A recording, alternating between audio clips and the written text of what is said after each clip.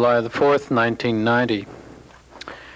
After question period today, the House will probably be dealing with Committee of the Whole stage with the bills 26, 49, and 52. They deal with utility companies' income tax rebates, the Ambulance Services Act, the Natural Resources Conservation Board Act.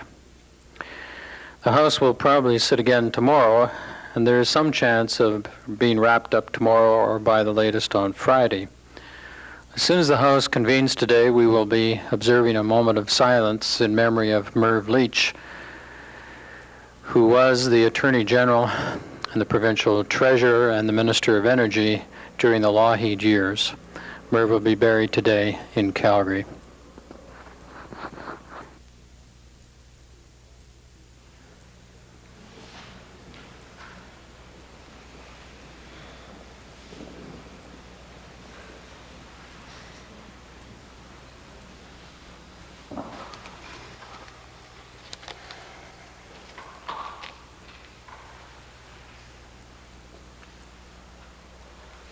Let us pray.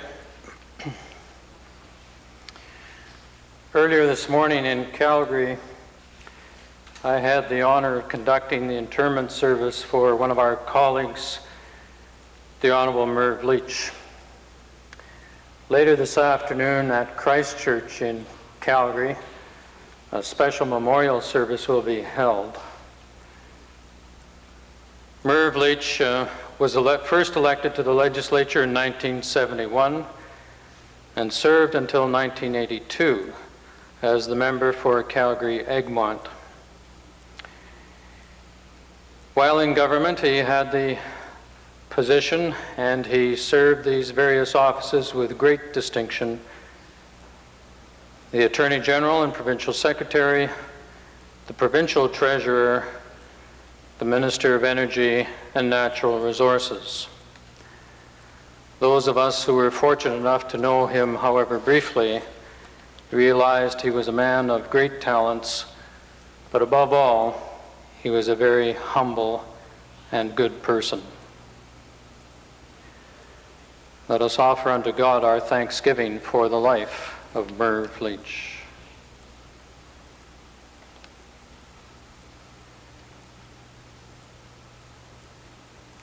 Into thy hands, O Lord, we commend his spirit. Amen. O Lord, grant us a daily awareness of the precious gift of life which you have given us. As members of this legislative assembly, we dedicate our lives anew to the service of our province and our country. Amen.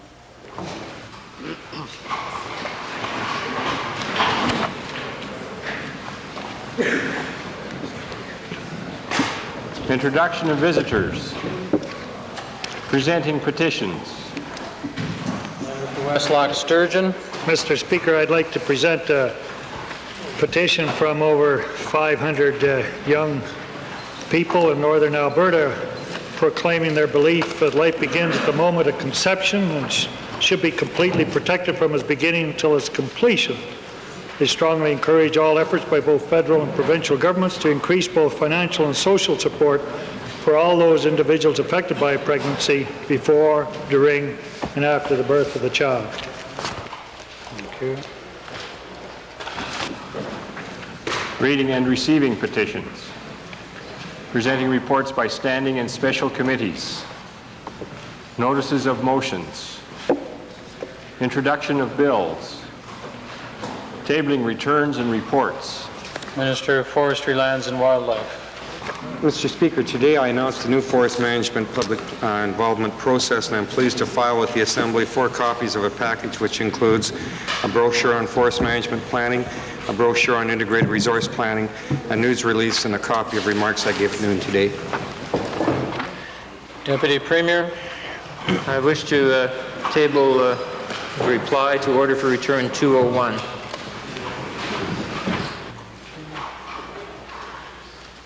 Minister of Health, followed by the Minister of Environment.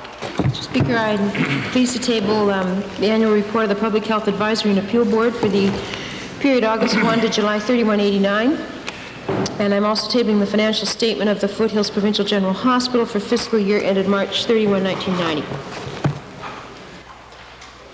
Minister of the Environment. Mr. Speaker, I wish to file motions for return number 222 and number 240, at least a tree's worth.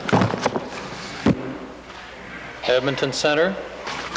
Mr. Speaker, I'd like to table a motion unanimously agreed to by over 300 chiefs at the Chiefs Summit currently going on here in Edmonton, calling on the provincial government to amend the current Bill 49, the Ambulance Services Act.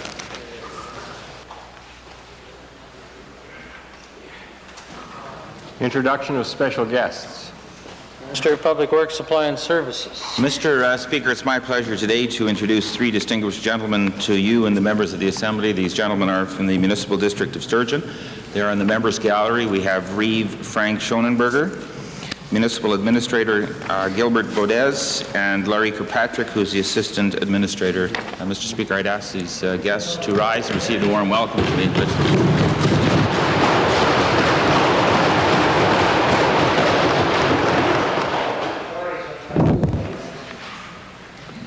Ministerial statements. Oral question period. Leader of the Opposition. Mr. Speaker, you're up, Jim. To the Deputy Premier, Mr. Speaker. Mr. Speaker, this weekend Albertans learned that the government's sale of AMHC mortgages includes a discount of some $18.5 million. Mr. Speaker, that information from a Vice President of AMHC is a direct contradiction to this government's claim that these mortgages would be sold at full value. In fact, Mr. Speaker, the Minister of Municipal Affairs went out of his way last week to insist that references to this deal as a fire sale were wrong. Here's what he said in Assembly last Thursday, and I quote, "When we speak in terms of the single-family mortgages of $620 million that are being sold to the private sector, starting as of today, those mortgages are of full value, $620 million. Mr. Speaker, I wonder if the Deputy Premier can set the record straight for Albertans who wonder what's going on here. Will the Deputy Premier tell us what the full value of these mortgages is and whether the government is unloading them at a discount or not?" Mr. Speaker, as Acting Minister of Municipal Affairs, I would advise the Leader of the Official Opposition that I have been asked on behalf of the Minister of Municipal Affairs to take any questions on notice, and he will respond to the member at the next opportunity. He's away all week. In November? Well, I'll look forward to that. I might be a little grayer by then, Mr. Speaker. But my question, and following up to the Deputy, to the Acting Minister of Municipal Affairs, I think he's report, sure they've had time to look at it, that taxpayers will take a loss of more than $18 million on this deal. And the VP of Finance Administration of AMC says it will not be sold for the full value, and this government said they will. A direct contradiction. And my question is to this minister, if he's talking to the other minister, how does the Minister of Energy justify selling off AMHA's assets at such a bargain basement price? Can't. Mr. Speaker, it would be inappropriate for me to comment on a comment made by a staff person reporting to another minister. All I can do is repeat that I will advise the Minister of Municipal Affairs on his return and let him know of the leader's concerns, and I'm sure that he would be pleased to respond in short order. Maybe as acting minister, I'll try a little different tack here, Mr. Speaker. Even if all the proceeds of this sale go towards paying the corporation's debt to the trust fund, the corporation will still owe the trust fund over $2 billion. Now, Mr. Speaker, once these assets have been sold off, over 70% of the corporation's portfolio will be non-performing, which means they're either insolvent or in arrears. Now, my question to the Minister of Energy, will the Minister of Energy admit that in addition to taxpayers taking on an $18.5 million loss in the sale, the only way Alberta Mortgage Housing Corporation is ever going to repay the trust fund debt is through the transfer of millions of dollars more from the General Revenue Fund? Yes. No, Mr. Speaker, I will not admit that. Second main question, Leader of the Opposition. Mr. Speaker, I would like to designate my second question, the member from Edmonton Beverly. Thank you, Mr. Speaker. Yesterday, Mr. Speaker, over 110 millimeters or some 4.5 inches of rain fell in the Edmonton area for over a 24-hour period. Unfortunately, Mr. Speaker, this resulted where the city of Edmonton was forced to pump raw sewer into the North Saskatchewan River in order to prevent the skunk from backing up into people's basements.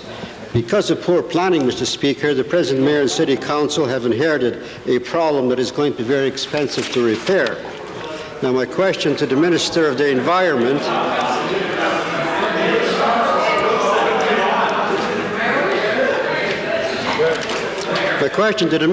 Environment instead of making threats and criticizing from the sidelines, what concrete steps is this government prepared to take so as long-term solutions can be found to this unacceptable situation? Look, we put them in there. Well, very basically, Mr. Speaker, as a result of the rainfall and as the result of a planning mistake, I would say, back in the early 50s or the mid-50s and the early 60s, whereby the 70s, 80s, could have gone into the 70s and 80s too.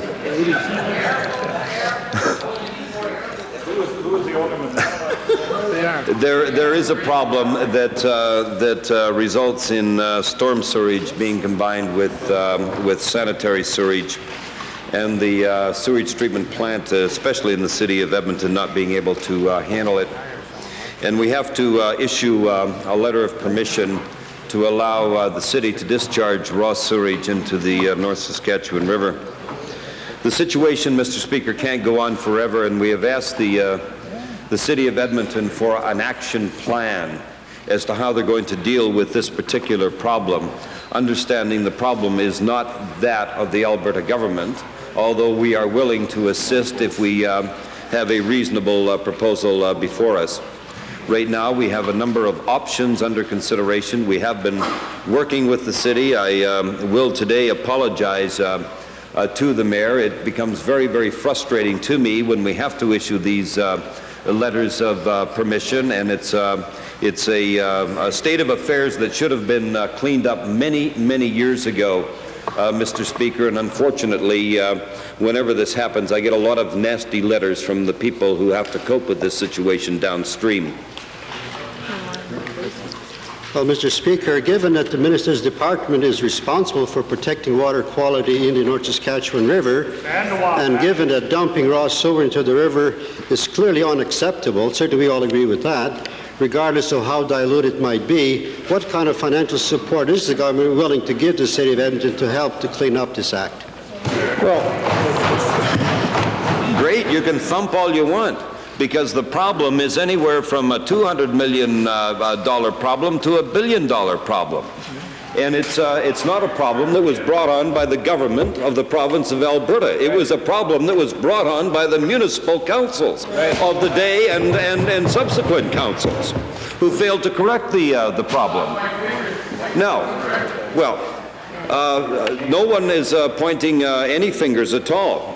I have said to the honourable member that we are working with the City of Edmonton to try and rectify this situation, to determine what of the options are rational and how much it's going to cost. When we have all that figured out, we will then determine how, if, and when the government of Alberta will participate. That's right.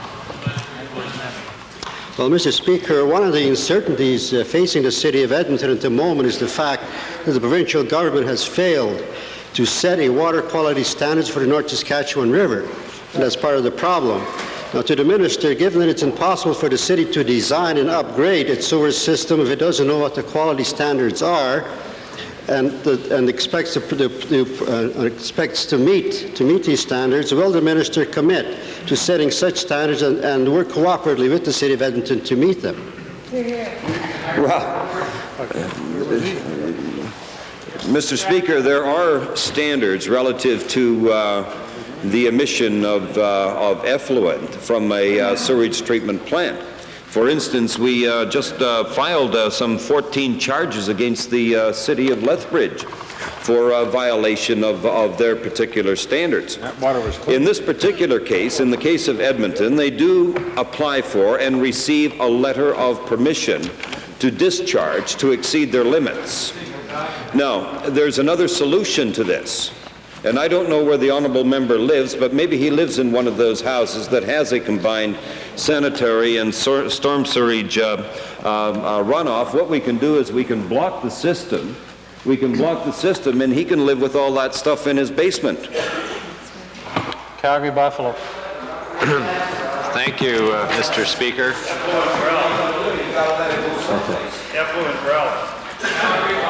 Thank you, Mr. Speaker. Like it or not, and we don't like it, the goods and services tax is scheduled to come into effect on January 1st of this next year. And this raises a number of questions about what action the provincial government intends to take in order to protect Albertans.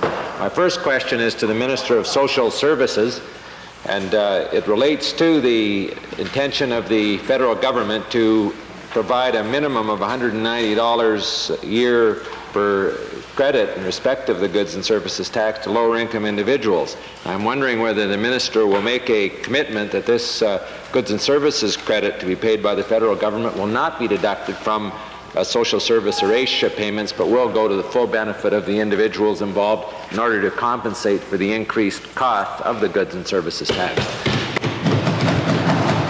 Mr. Speaker, I can assure the member for Calgary Buffalo, and I can assure this Assembly that we will take into consideration all effects and impacts of the GST proposal on our clientele, and if there's anything that we can do to offset it, we will. Well, that's not adequate, Mr. Speaker. Now, I'd like to address my second question to the Deputy Premier with the hopes that we'll get a more precise answer. Last year in question period, the provincial treasurer stated that the government strongly advocated, I emphasize strongly advocated, that the goods and services tax be upfront and very visible.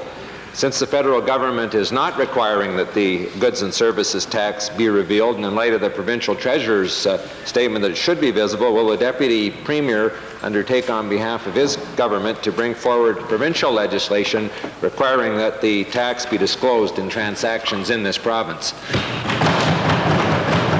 Mr. Speaker, as acting provincial treasurer, I can assure the honourable member that the provincial treasurer will respond at the earliest possible opportunity when he returns to the House. I'll make sure he's aware of the question.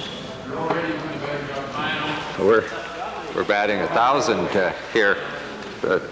I'd like to ask my final question of the Minister of Labour, and that is, Mr. Speaker, that since the goods and services tax will increase the rate of inflation, what is the policy of the provincial government with respect to ensuring that provincial employees are protected from the impact of that special inflationary effect? Well, Mr. Speaker, as the honourable member knows, we are in negotiations now for a 2-year contract, and the union has not brought that up at the table. But also I can advise the honourable member that at this stage the exact impact on the consumer price index is unknown, and although everyone is anticipating some impact, it is difficult to deal with it until there is a better understanding of what that impact will be. I know that all employers and all employees and unions in the province have an eye on that, and I'm sure we will all be dealing with it as employers and respective employee associations and unions, and we'll find ways with which to deal with it at the appropriate time. Rocky Mountain House. Mr. Speaker, today the Ministry of Forestry, Lands and Wildlife announced a process for public involvement into the management of forestry projects within the areas covered by forest management agreements. Can the Minister assure the House and the people of Alberta that the announced process has had comprehensive public involvement before its implementation? Mr. Speaker, yes, it has. It had the input of a wide variety of environmental groups and other stakeholders to make sure that the process that we've established is one that is workable and flexible enough to fit all parts of Alberta. Thanks, Mr. Speaker. I realize that the process does have a lot of public involvement in it, but I'm really concerned, how can we be assured that the public's concerns are going to be addressed and not just heard? Mr. Speaker, that's the key element that we wanted to design into the process when we established it, to want to make absolutely sure that the input that's received by the public is acted upon. And effective immediately, it is now mandatory for each company to have a public involvement process that they've had approved by us and that they act upon, and that we must be satisfied that the public has had that input into the process and had their concerns addressed. If not, the annual plans will not be approved and the company will not be able to cut any wood, so that the pressure is on the companies now to deliver. And I must say, Mr. Speaker, that the companies have fully agreed with the process. They were part of it with the Fish and Game Association, the Improvement Districts, the Indian Association, and others, to make sure that we had a process that was effective and what will stand in good stead for years to come. Edmonton Jasper, please. Well, no doubt, Mr. Speaker, the companies are absolutely thrilled with the announcement today, because from the point of view of the public, this policy announcement is a sham, a snare, and an absolute delusion. The minister has made it clear that it's business as usual as far as Pulp Incorporated is concerned in Alberta. The minister will continue to subsidize timber harvesting from the taxpayers. There'll be secret negotiations on forest management agreements. The pulp companies can appoint whoever they like to these so-called liaison committees. Get this right out of the minister's pamphlet. It says the company develops a public involvement program, and the company has to inform the public whether their involvement is going to be accepted or not. And I would like the minister to say how he can possibly justify a public involvement program which promises public involvement but delivers the same old backroom deals and wheeling and dealings we've had in the past. Mr. Speaker, I only have one thing to say to the leader of the Vote No Society. He should at least read the material before he makes silly statements like he just made. Guess what, Leroy? I just read it to you out loud, and I'll read it again. The company develops a public involvement plan, and the company advises the public on how their concerns have been addressed. How is he going to stand here and tell me that I have to read a document I just read out loud to him? One of these public advisory committees, Sadai Shawa, has written the government. They've asked to know why they were frozen out of the negotiations on the ground rules, which determine how steep a slope they can log, how close to water courses. Why are these liaison committees frozen out of the ground rules process? About the public involvement process that has been established here gets down to the great detail in what each company can harvest each year. And Mr. Speaker, all I can do is say again, for heaven's sakes, the member should read the material and understand it before he responds. Edmonton Meadowlark. Thank you. Thank you, Mr. Speaker. The minister's announced process of public involvement into forestry management planning announced today, Mr. Speaker, is a process that is rife with weaknesses and seems to be little more than more public relations. Most notably, this public input process follows the signing of a forestry management agreement, if you can believe that, Mr. Speaker, and the company controls the public input process which comes after the agreement is signed. To the Minister of Forestry, Lands and Wildlife, does this minister honestly expect anyone to believe that he is actually going to step in and stop some company from cutting down trees after they have negotiated and signed an agreement with this minister, regardless of what level of public input they get following the signing of the agreement? Mr. Speaker, there is public input into each project, and that's when they go through the environmental impact assessment process. And on the second question of the honourable members, with respect to would I step in and stop them from cutting wood, Mr. Speaker, my department has been stopping them from cutting wood and making them go back, and it wasn't even mandatory. Now it's mandatory. They have to design a process of public involvement. It'll be one way it'll work well in Peace River.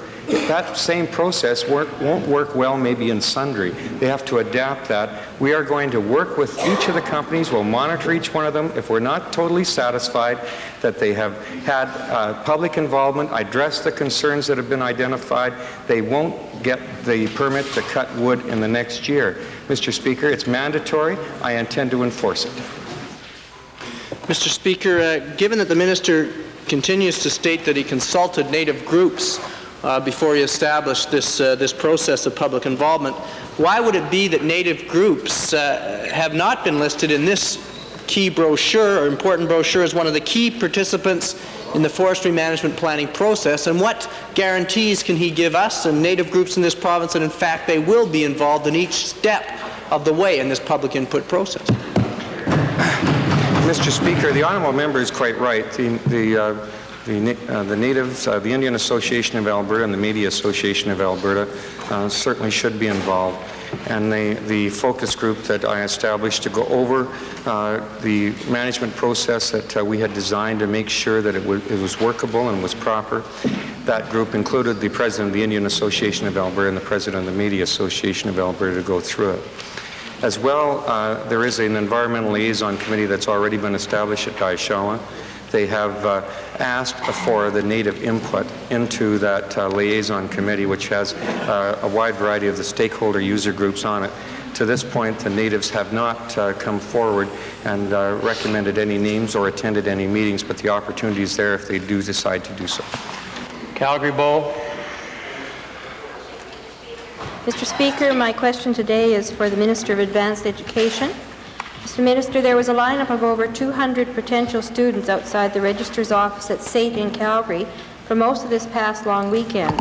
They were there to register for 32 spaces in the EMT program.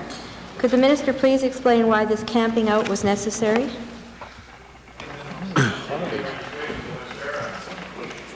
Well, Mr. Speaker, I suppose the short answer and the obvious answer is the emergency medical technicians program is very popular to a lot of people.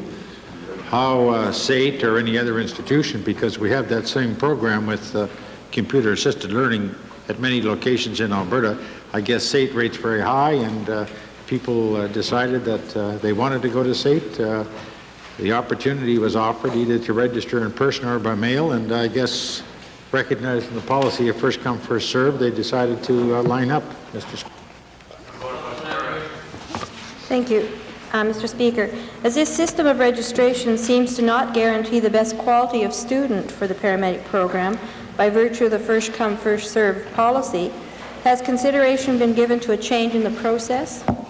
Well, Mr. Speaker, I don't want to sit in judgment of those who apply. Admission standards are determined by the board-governed institutions. A member may be aware, as other members perhaps are, that the funding of the EMT program with regard to the ambulance has been temporary for many years.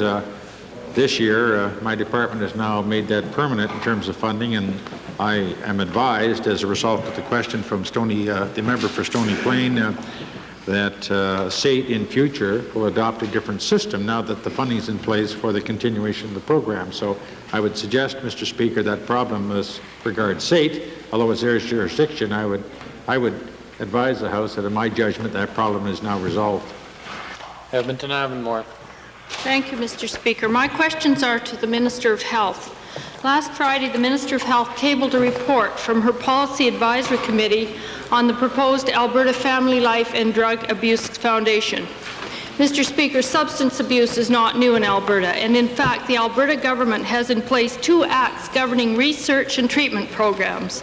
First, the Alcohol and Drug Abuse Foundation Act, which establishes a corporation to provide financial assistance for research and to maintain university chairs for research. And secondly, the Alcohol and Drug Abuse Act, which establishes ADAC to operate programs for prevention and treatment of alcohol and drug abuse and to conduct and fund research.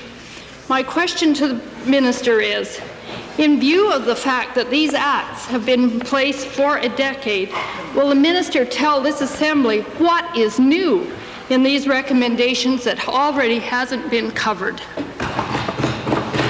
Well, Mr. Speaker, I did a ministerial statement in this Assembly last August. I asked the Ministerial Review Committee to go out and canvass the province, both from the research side as well as the general interest side with respect to the proposed foundation.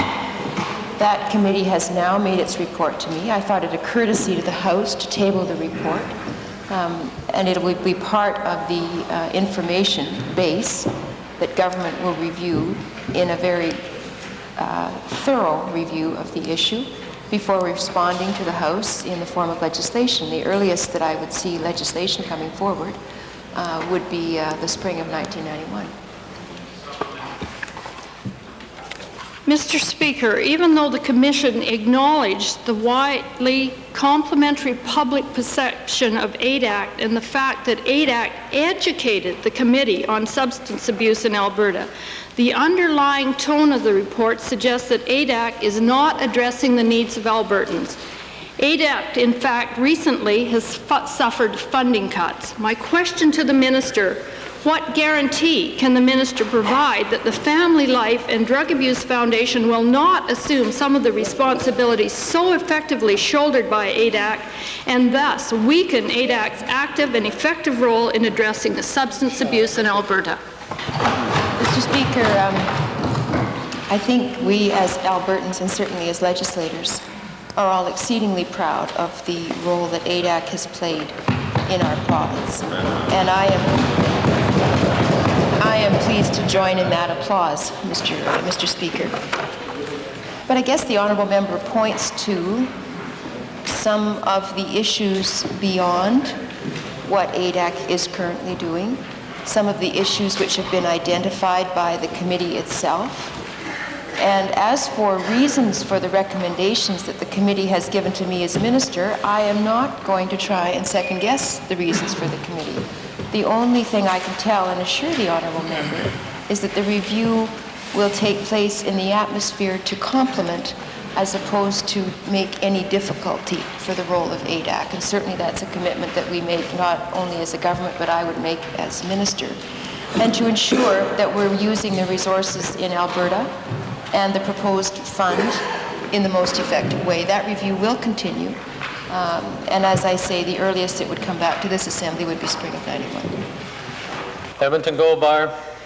Mr. Speaker. Mr. Speaker, there's been evidence of disarray in the Department of Family and Social Services for a number of years, but the events of this past year clearly indicate to me that we have a department that's adrift and seems more concerned with alienating workers and making life more difficult for its constituency, already very vulnerable. Now we have yet another example from this rudderless ship, the closure of the Canmore Social Service Office, or as the department itself puts it when asked, an office without the staff. What a clever answer. What an insult to the people of Canmore, Mr. Speaker. My questions are to the Minister of Family and Social Services. Did the minister make any effort to discuss personally this closure with other community agencies who are already overburdened with the growing responsibility placed on them by the department, such as Family and Community Support Service, the Mount Rundle School District, the local town councillors? Was there any consultation, Mr. Speaker?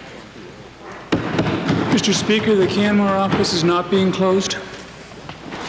Mr. Speaker, as we talk, the people in Canmore are meeting to try to develop a means to get around this decision. Mr.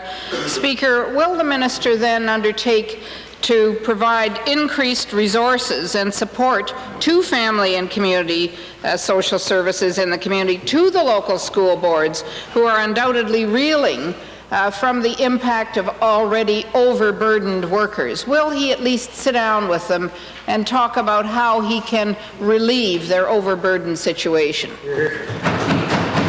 Well, Mr. Speaker, it's interesting to listen to the member for Edmonton Goldbar talk about overburdened workers in Canmore I should probably point out to the member for Goldbar, Mr. Speaker, that they're carrying amongst the lowest caseload in the province of Alberta.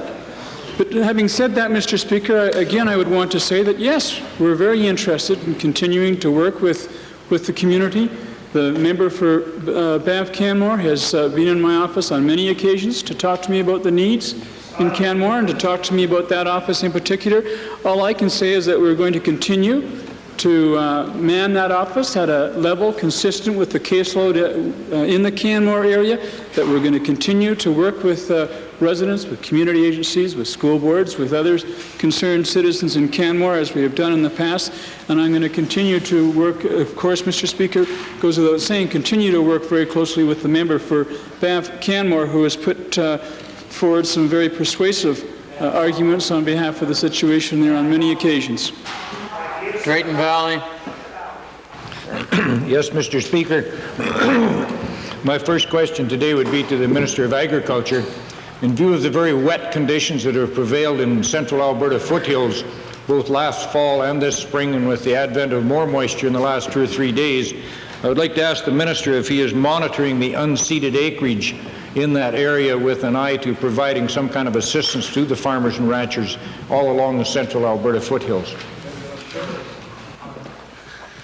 Mr. Speaker, it would be fair to say that we are continually monitoring the situation. I also went out and personally viewed much of the situation on Saturday of last week, and would have to agree with the member that there is a serious problem in certain sectors west of Highway 2.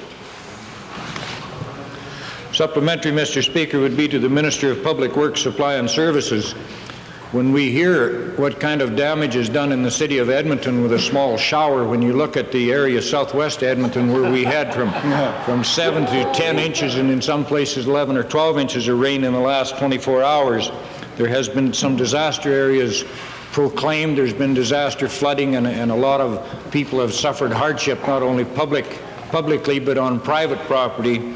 And I would ask the Minister of Public Works, Supply and Services if you are as well monitoring this situation and what your intent is to do, and how do people access this disaster funding if necessary in their area. Mr. Speaker, there is a state of emergency that was declared in the community of Thorsby yesterday, and at 8 o'clock this morning in the town of Ponoka. And quite frankly, in terms of all the waters, the waterways that would basically go along the eastern slopes in the province of Alberta from the area in Sundre up to Grand Prairie and beyond, there is a high stream advisory in effect now, and the waters will peak at various times today and through to tomorrow.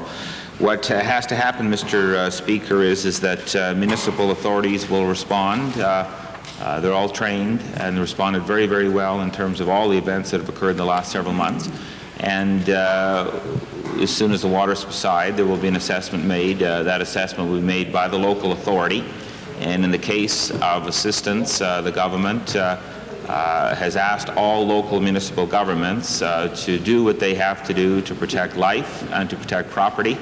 And the province, through Alberta Public Safety Services, will sit down with the local municipalities with respect to that matter.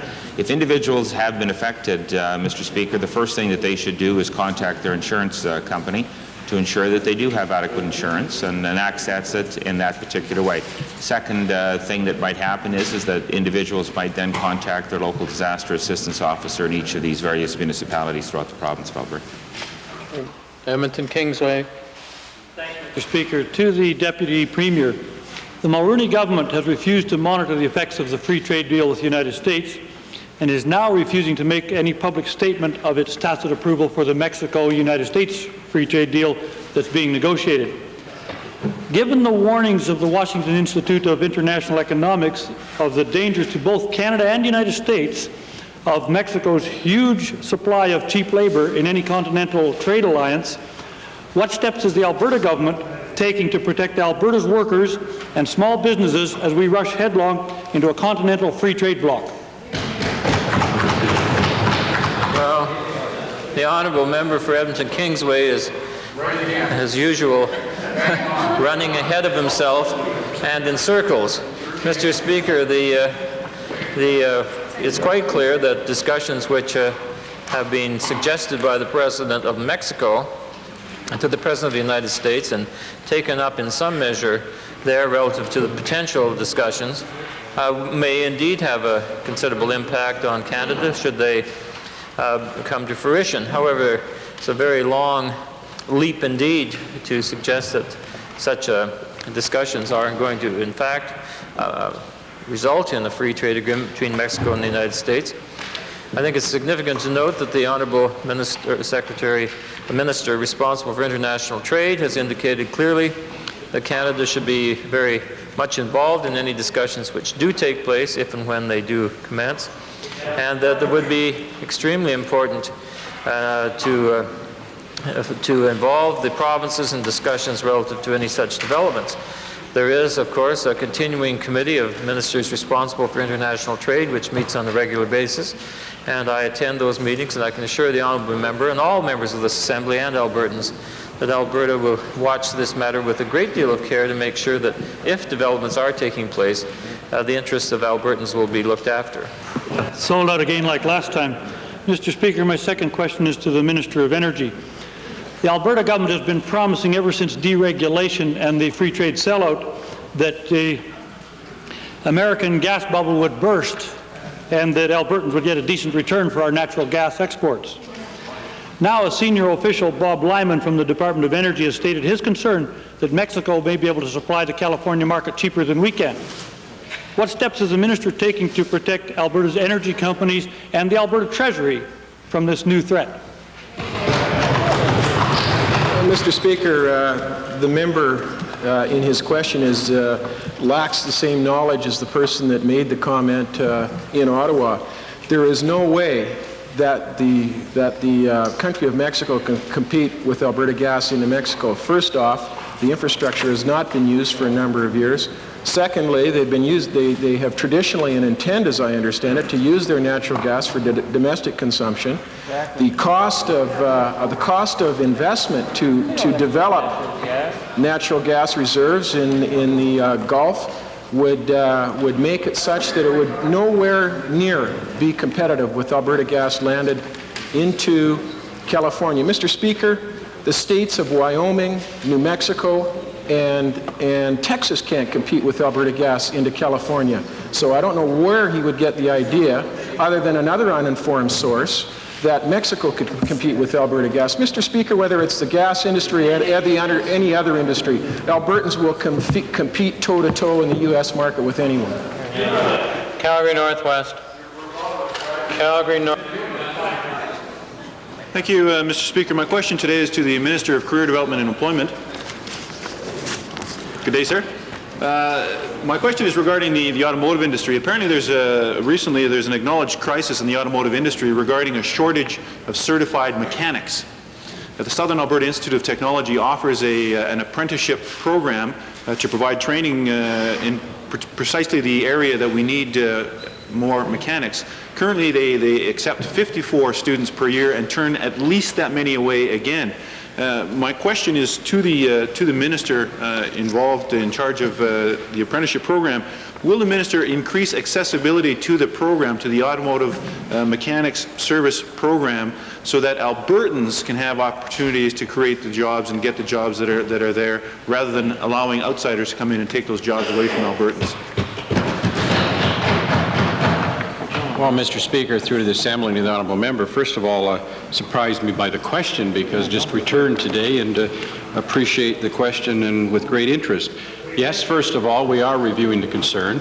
We'll be working very closely with our colleagues on the other side of it, first of all, to determine the need. But I would indicate to the Assembly, Mr. Speaker, and to the Honourable Member, that I have met with representatives from within the industry as well. First of all, from the General Motors Group, the Alberta Motor Dealers Association, and others, to try and ascertain the overall needs. I recognize that in some areas there is a concern, and we're endeavoring to try and correct it, and we'll be working in that area. My supplementary question then to the minister: the government has a direct hand in recruitment of new apprentice trainees through their field workers. Very often those positions are not filled thoroughly. My question to the minister is simply this: will he direct those field workers to ensure that the quotas for the different automotive apprenticeship program courses are in fact filled so that we can get as many students in there. That should be the top priority, filling the... Well, Mr. Speaker, I'm not aware that that is a problem, but I'll certainly review it.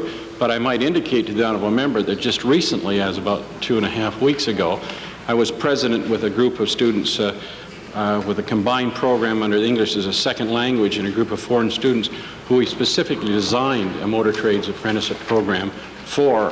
And all were graduates and have gone on to employment in that field. And I'm quite surprised the honourable member would raise that as a problem in an area, because I'm not aware of it, but will certainly look into it for him. Edmonton Strathcona. Thank you, Mr. Speaker. My question is to the Minister of Consumer and Corporate Affairs and concerns a vexed question of automobile insurance rates. News today, Mr. Speaker, is that the automobile insurance industry is saying that because they have experienced a first quarter loss in 1990 of $29 million, they'll have to put up all our insurance rates for motor vehicles, Mr. Speaker, irrespective of what happens in the other quarters.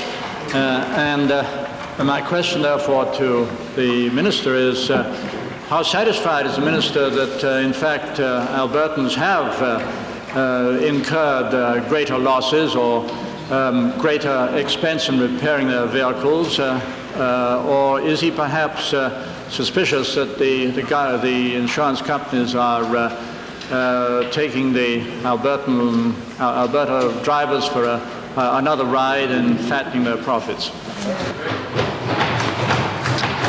Mr. Speaker, I in fact have no basis for that suspicion, and our evaluation of statistics of the past couple of years would indicate that the insurance claims have by and large not kept up with the income that's been received by insurance companies. I would indicate to the honourable member that decisions with respect to insurance rates are brought before the Alberta Automobile Insurance Board, which independently adjudicates what would be fair and what wouldn't in that respect, and I expect that to continue. Yes, Mr. Speaker. Well, I think it's all the more important then, given, Mr. Speaker, that the facts are incontrovertible that the publicly run auto insurance schemes in the other provinces where they are normally run as such, and namely Saskatchewan and Manitoba, are remarkably cheaper than in this province.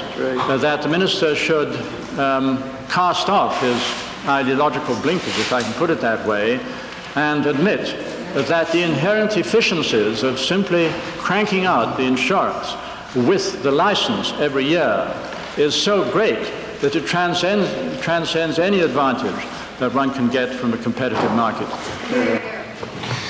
Mr. Speaker, the data that I've reviewed with respect to the publicly owned companies which the honourable member refers to would not bear out the same facts. I realize one can look at the statistics involved there from a number of perspectives. However, one has to assess both the costs from the government side and from any involvement that the government may have in paying for those costs, along with the costs of the insurance that is provided within those provinces. However, I am more than pleased to review once again those provinces and all other possibilities that might exist to ensure that consumers have fairness and equity with respect to the insurance market in Alberta. Westlock Sturgeon. Thank you, Mr. Speaker. My question is to the Minister of Agriculture. Mr. Speaker, as one of the major concerns that not only farmers but Westerners have is the erosion or loss of our fertile or grain-raising lands due to wind, water, various forms of erosion. And consequently, Mr. Speaker, I was interested to note that the British Columbia government, in about March of this year, come out with loans to farmers at half the prime rate, provided the loans are used for environmentally friendly purposes, anything from tree belts to bringing land back or land restoration. Is the Minister of Agriculture considering such a program in this province? Mr. Speaker, I'll take the honourable member's lobbying under consideration.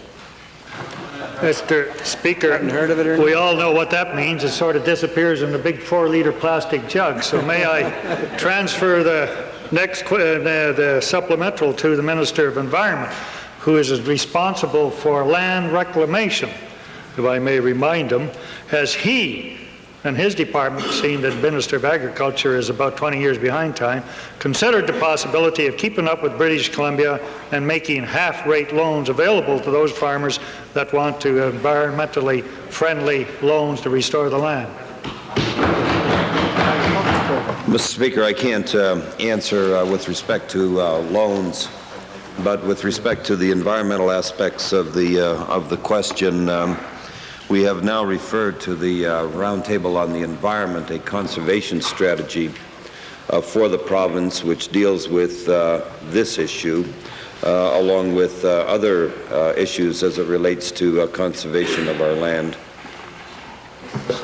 Yes, Associate Minister of Agriculture. Could I just offer a supplement to the member to inform him that it is really not necessary for us to implement a loan program, because under the Canada-Alberta Soil Conservation Initiative, we have programs in place to deal with shelter belt planting, to deal with permanent cover programs, conservation equipment and support programs. So we work with the Indian Reserves on soil conservation, and we also have a fair awareness network through that program. I would be very happy to share that with the member. Go. In this House on June the 20th, the Minister of Tourism stated that he would support an application for Western diversification funding to assemble a heritage passenger train pulled by steam engine 6060, Bolt-Nose Betty, and to get it running as a tourist service in Alberta. Suitable vintage via rail rolling stock is now being sold to the U.S. or offered to the U.S. at international markets, but these must be secured with 30% down payment. So, Minister, the time is of the essence. Since his statement 2 weeks ago, what has the Minister done to bring the project to realization? Mr. Speaker, as you know, we put out requests for proposals for the use of 6060, and all 4 proposals came in, did not meet the department's request for proposals, and we've since encouraged those groups to get together to put together a package. We have supported their requests to the federal government to extend the time frame. They have made an application for those cars, and they've received that consideration of extending that time frame for the acquisition of the cars that they requested. But it's my understanding, Mr. Minister, that the proposal for Bolt-Nose Betty, which your department has been considering, includes a business plan which they've now completed and the financial viability of this project. Given that there is widespread support from the public and tourism people in the province for this project, will the department consider a startup loan to kickstart this project so that interested parties can begin to acquire the necessary assets of this running stock? Mr. Speaker, we're not in the loaning business in the Department of Tourism. We're in the business of helping proponents put financially viable projects together, and the staff are working with their proponents. They have indicated that, and we've had the federal MPs involved in making sure that if they do put their business plan together, that an application to Western Diversification Fund would be considered, and I hope that they will follow through and make that application as has been suggested to them. That is the source of funds that are available for these types of projects, and we're working with them to try and make it a reality. Orders of the day? No. Well.